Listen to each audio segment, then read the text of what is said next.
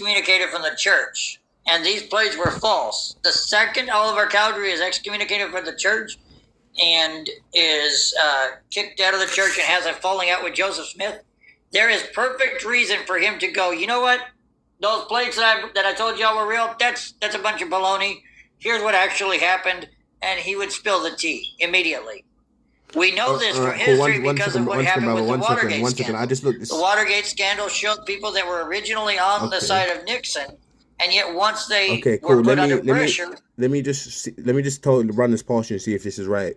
So I'm seeing on March 25th, 1838, Martin Harris testified in public that none of the 3 or 8 witnesses saw or handled the physical plates. This statement caused Apostle Luke S. Johnson, Lyman E. Johnson, John F. Bonton, and High Priest Stephen Burnett and LDS Stephen Warren Parrish to leave the church. Would that be correct? Harris in 1838. I would have to, I don't have any secondary devices on me, but I'll look into that. So basically he says, I reflected long and deliberately upon the history of the church and weighed the evidence for and against it, loth to give it up.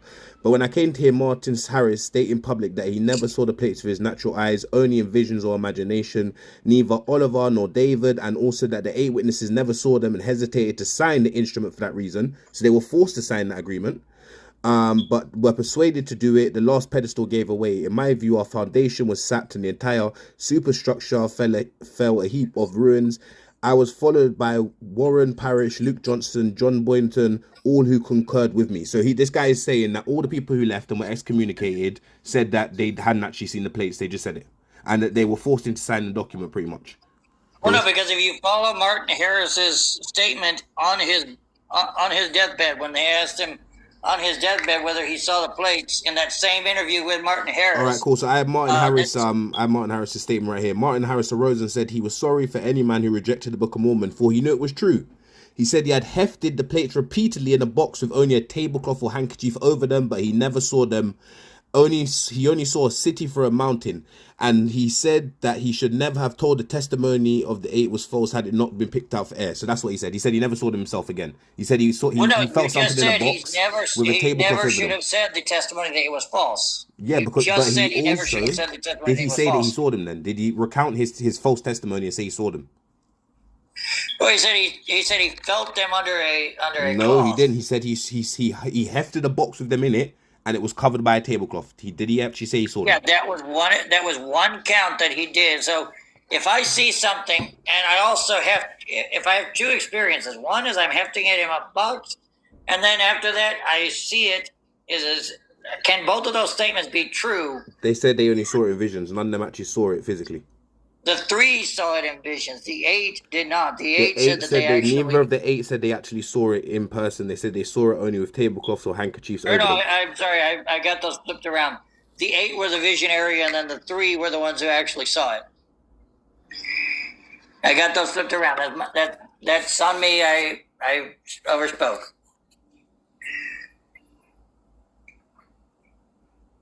Okay, bro. So basically you have multiple of the people who said they saw the plates now recounting their story and say they only saw it underneath the tablecloth. But once again, let me just go even further, right? What language was this revealed in?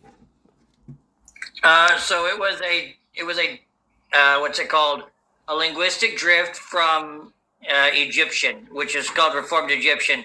Basically, what a linguistic drift is when a people are separated from their original land, their dialects and their languages start to shift. We see this in English.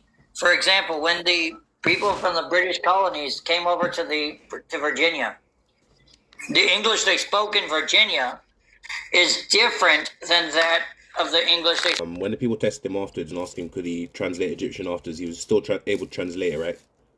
He was able to translate some of the stuff from Egyptian and some of the stuff that they had made up, because the way the plates work, the Kinderhook plates that you're referring to, is some of the stuff was actual Egyptian hieroglyphics and some of the stuff was made up. Out of the stuff that was made up, he was unable to translate it because of the fact that it was made up. But out of the stuff that was Egyptian, he was actually able to translate the Egyptian hieroglyphs accurately. Let me just double check this because I don't think this is true. But from a quick check, When Joseph Smith's translation of Egyptian papyri are analysed by modern Egyptologists, they do not match the actual content of the papyri, which are standard Egyptian Fungari texts, books of breathing, rather than the writings of Abraham. He was referring to the book of Abraham. He was referring to the kindred plates. The book of Abraham. That's because they are translating certain facsimiles that it's possible he did not translate that facsimile. So example is if I translate, for example, if I have a book here that has 5 chapters, and I translate chapter 1. And then you go later on and you start looking at chapters 2, 3, 4, and 5. Of course, it's going to be different than what I just translated with chapter 1. And chapter 1 is what was burnt up in the Great Chicago Fire. And so when they evaluated the facsimiles of the Book of Abraham, they were actually translating chapters 2, 3, 4, and 5, where he was translating chapter 1. So that's one possibility. Quickly, did he mistranslate the Book of Abraham? No, he was translating a text or a facsimile of it that we do not have currently today because of the Great Chicago Fire. No, the people actually translated it, and it's a text about a man named Hor who lived a million. Yes, they translated. They translated the fragment that we have. They translated the remaining fragment we have, but that's only a remaining fragment. Again, if we have a 5-chapter book, and I bring in chapter 1, and I translate chapter 1 gets burnt up and shredded. Are you a certified preacher? Are you a certified preacher? No. So why are you speaking about Christ when you're not a certified preacher? He's not. He's a mormon. Well, Paul said. Well, hold on. Paul said it doesn't matter what the pretense is, as long as Christ is preached. You didn't answer my question. Because I have a rational mind and I can speak on. But nobody's going to believe you because we don't know if you're speaking facts or fiction. Okay, so you can fact check me then when we're talking about not everybody wants to be bombarded with your make believe religion. No, brother. Let me ask you this: when you say it's make believe, would you say it's make believe? Would you say that Jesus is the Jehovah of the Old Testament? We're not talking about Jesus. We're talking about you. Right. Would you say that Jesus is Jehovah of the Old Testament? What you're trying to do is you're trying to straw man your religion. My faked up my made up religion is claiming Jesus is Jehovah of the Old Testament. So do Muslims. So do Muslims. They say he's the word of Allah. They say he's the word of Allah. They say he's the Messiah. What religion is right or wrong? Muslims say he's the Messiah. So you don't know what religion is right or wrong. You're just arguing about it. Yes, so I'm saying to you, just because it lines up with what Christianity says in some doesn't make it factual. Just because we it can lines have up in some points doesn't make it factual. So the way historians do it is called multiple attestation.